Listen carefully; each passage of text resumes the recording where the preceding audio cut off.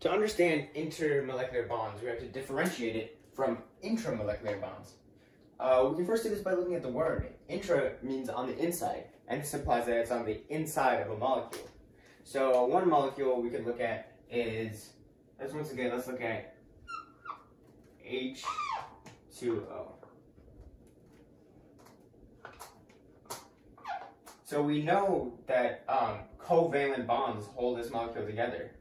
And for example, we know that this is a polar bond right here and a polar bond right here. So when we talk about intramolecular bonds, we're talking about things like covalent, or we can describe bonds as ionic.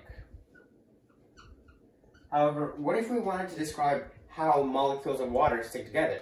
For example, if you pour water out of a cup, it often pools into one puddle.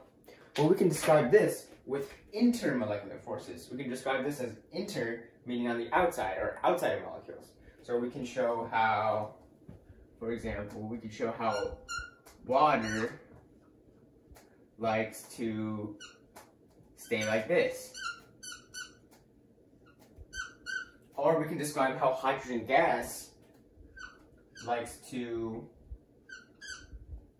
accumulate around each other. Just to make sure you understand, intramolecular forces shows why a molecule sticks together, while intermolecular forces show why multiple molecules like to accumulate together. And intermolecular forces is the topic of this video today.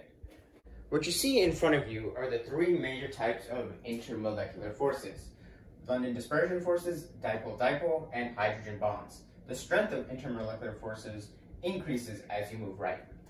To demonstrate London dispersion forces, I'm going to draw two H2 molecules, and I'm going to draw them using the Lewis structure. So I'm going to draw one here, and I'm going to draw another right here. So one thing we know about the hydrogen bond is that it's non-polar, meaning electrons are shared equally. As a result, we know that each side doesn't really have a charge. It's non-polar, there's no poles. So let's draw the electron cloud.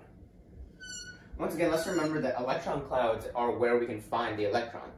And remember that electrons are always constantly moving. We never know exactly where they are. For some moment, they could be here. Another moment, they could be here. Well, let's say out of chance, out of probability, all the electrons end up on this side of the electron cloud. This makes this side, at least for a temporary moment, for instantaneously, this side is slightly negative, and this side becomes slightly positive. So what does this do? This means that the electron cloud of a neighboring hydrogen gas is also affected. So now that this side is positive, it attracts the electrons of this hydrogen bond, making this side slightly negative, and once again, this side slightly positive. Although this is this shows electronegative forces, this is actually instantaneous and is the weakest intermolecular force. The next and stronger type of intermolecular forces are the dipole-dipole forces. And in order for this to happen, we need two molecules with two poles on it. And for this, I have sodium chloride. What we know already is that sodium chloride is an ionic compound. This means that sodium gives up an electron and becomes a positive cation, while chlorine gains an electron and becomes a negative anion. I'm going to draw that.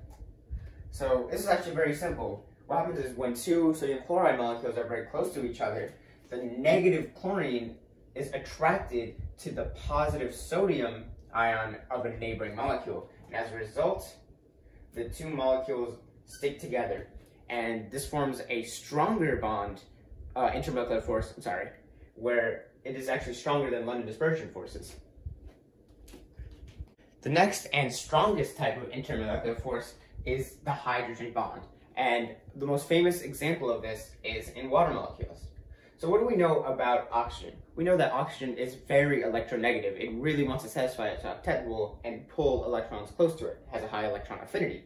So what it does is it pulls hydrogens, and this side becomes slightly negative, and this side becomes slightly positive. Well, now let's say you have a whole puddle or a whole droplet of water. And what happens is the negative side of an oxygen, so this side, which is also slightly negative, becomes attracted to the positive side of another oxygen. And you might be thinking, this is similar to the dipole-dipole. Well, yes, it is, but the only difference is that hydrogen bonds occur when hydrogen is either bonded to fluorine, oxygen, or nitrogen. The reason for this is that these three atoms are really electronegative and pull hydrogen electrons away from hydrogen at a higher rate than other atoms do. The result is much more exaggerated poles.